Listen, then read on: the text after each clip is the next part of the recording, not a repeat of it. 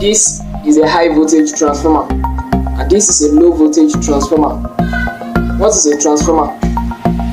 A transformer is an electrical device that is used to increase or decrease the voltage of an alternating current.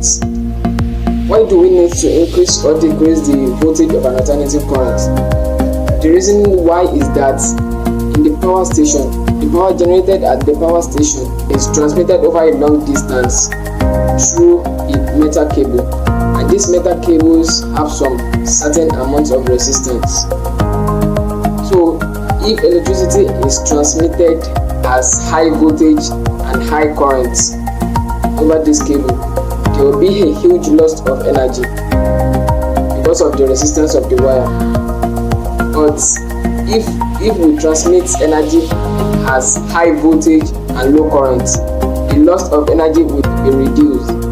So to achieve this, we need a step-up transformer to increase the voltage, and when the electricity gets to the town, it is being reduced to a safe voltage for household use. In a conductor, there are free mobile electrons that move around. So if we connect a potential difference, such like battery, to this conductor, the electrons will move in a particular direction. This is called a DC or direct current because the electrons are moving in one direction. But if we connect an alternating current, such as the mains in our homes, the electrons inside the wire will alternate, that is, they will go back and forth maybe 50 times or 60 times in a second.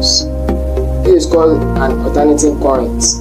Apart from the case that electrons move in a wire, if we connect a battery to it, magnetic field also develop around the wire, and this magnetic field depends on the turns of coil and the size of the voltage we connect to it, and this is called an electromagnet.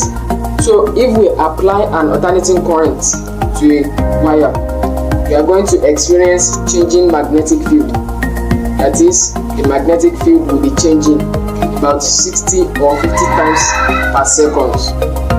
So to understand how a transformer works, we need to go back to the early 18th century when a British scientist, Michael Faraday, first discovered what we call an electromagnetic induction. In his experiments, he discovered that whenever a wire experiences changing magnetic field, current is induced inside the wire. So that means that magnetic field can generate electricity, and also electricity can generate magnetic field. So if you look at a practical transformer, you see that it consists of two separate turns of coil, the primary coil and the secondary coil. If we have a turns of coil and we apply an alternating current to it, as we've said earlier, changing magnetic field will be produced. And if we move another turns of coil close to it with a load, maybe an LED or something else, current will be induced in the second coil and electron will start moving in the second coil. So that is the basics of how a transformer works. Transformer can only work with an alternating current, but not direct current, because according to Faraday's law of electromagnetic induction, electricity can only be induced in a coil if it experiences changing magnetic field. An alternating current produces a changing magnetic field, but direct current does not. Direct current produces static or stable magnetic field. So this means that we cannot transfer energy using direct current. If you connect a battery to a coil and move another coil very close to the coil that we connect a battery to, and connect an LED to the second coil, this coil will experience changing magnetic field for a brief period of time. However, you can transfer energy from one coil to another coil using an alternating current. but doing this you are just wasting lots of energy. You need an iron core in between the two turns of coil that will create impacts and lead the magnetic field to the second coil, so that we won't waste many energy. The transformer core is made of iron, steel and ferrite. We used iron core for low frequency transformer such as 50 or 60 Hz. We use ferrite core for high frequency such as 100 kHz frequency. Note that the frequency did not change. The input frequency of a transformer did not change to the output frequency of a transformer. There are two types of transformer. We have the step-up transformer, that is the transformer that increase the voltage, and we have the step-down transformer, that is this is the transformer that decrease the voltage. To have a step-up transformer, the turns on the primary coil must be lesser than the turns on the secondary coil, and to have a step-down transformer, the turns on the primary coil must be more than the turns in the secondary coil.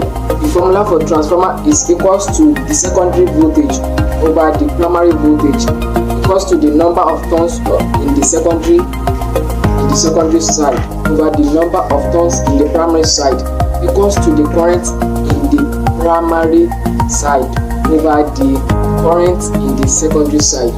This means that the voltage is proportional to the number of turns on each side and is inversely proportional to the current on each side.